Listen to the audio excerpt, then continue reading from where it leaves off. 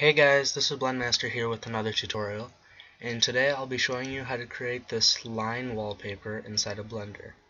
And I'll show you a really quick way to do this, but then if you want to get some extra color variation like in this image, I'll show you an extra step to do that.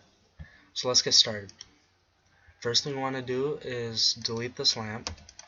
Then I'm going to select this cube and scale it up by 5 Blender units. And then I'll go to Front View, Orthographic View, and then press Ctrl Alt 0 so you can snap the camera to view. And now I'm just going to have the camera selected and press Alt G, and now if we go to wireframe we can see that our camera is in the center of our scene. Now I'll just go to top view and move this back so that this face of our cube is halfway inside of our camera, just like that. Now what we're going to do is go over to the second layer and add an icosphere, and we'll be using this for our particle system to create the lines. So what we want to do is switch over to Cycles Render, and we're going to add a material to this. So I'll open up the node editor, and we want to get rid of this diffuse shader, and we'll be using a emission shader instead.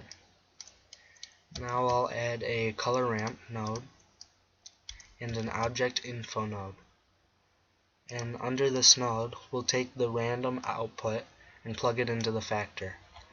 And to see what this does, if you go to rendered view by pressing Shift Z and duplicate the sphere, you can see that it becomes a different color each time randomly from the colors on the color ramp. So I'll just select all of those and delete. Now we'll set up our particle system. So I'll select the cube, go to particle systems, add a new one. We're gonna set the number to 5000, and I want this all to appear on the first frame, so set the end frame to 1.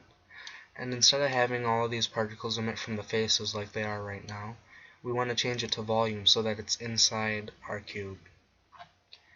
And you want to make sure that emitter is unchecked under the render section and change the object to icosphere. And then we'll bring up this random size to 1, go to camera view right now, and we'll also be adding children. But before I do that, I'm going to go to the modifiers tab and hide the particle system, because if I add children my computer can't handle it that much in the view part and it slows down a lot.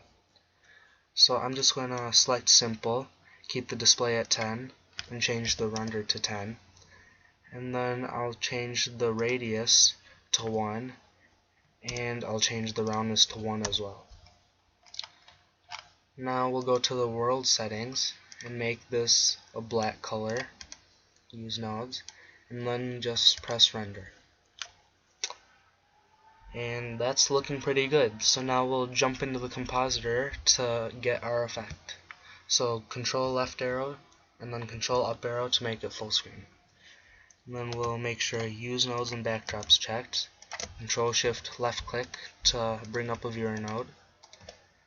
And now we will blur out this image. So press Shift A, filter, blur, then check fast Gaussian, relative, Y.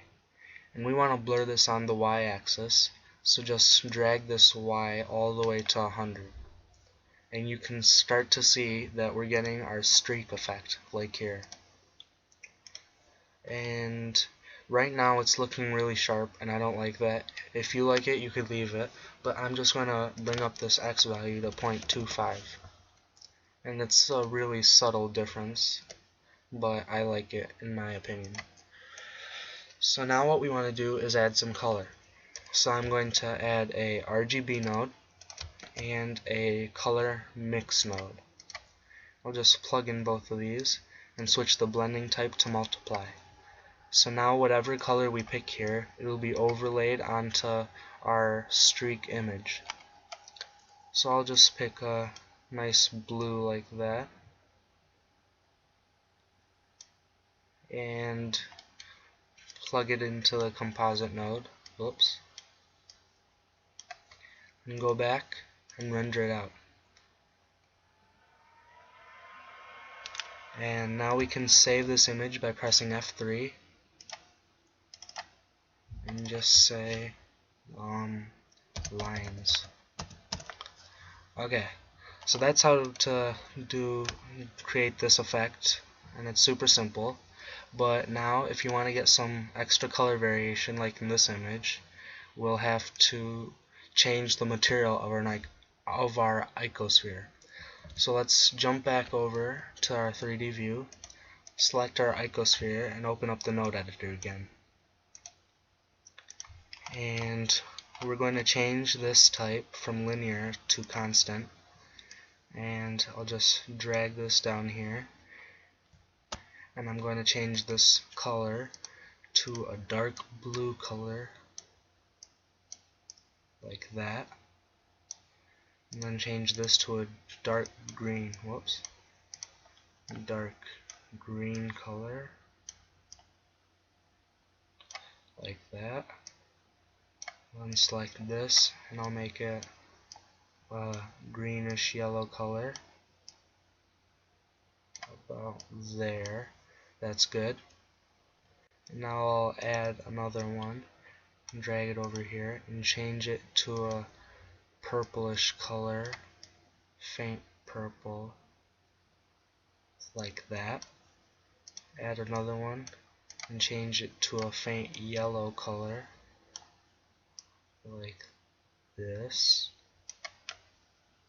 Okay, and then we want to add another one and make it a reddish color, reddish orange.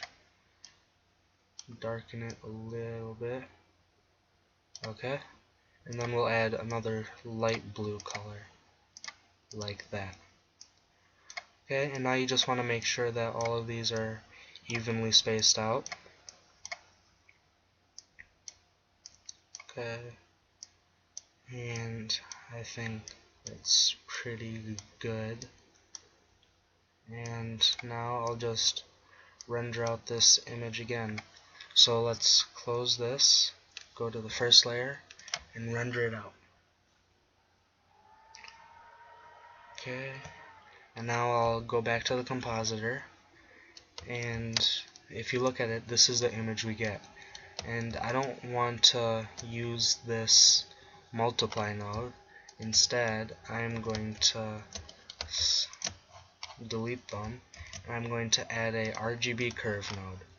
And now we can adjust the red values, green values, and blue values to get a color we want. So I'm just going to bring up this blue value up to there, keep the green right about there, and then bring down this red. Okay, and then that's how you get your blue image with some extra added color variation. So we'll render out this image again, and make sure it's connected to the composite node, and then you can press F3 and save it. So that's pretty much it for this tutorial. Thanks for watching. I hope you learned something new. Please leave a comment below with showing me your result, and if you have any suggestions for future tutorials, feel free to leave them in the comments as well. Thanks for watching. Bye.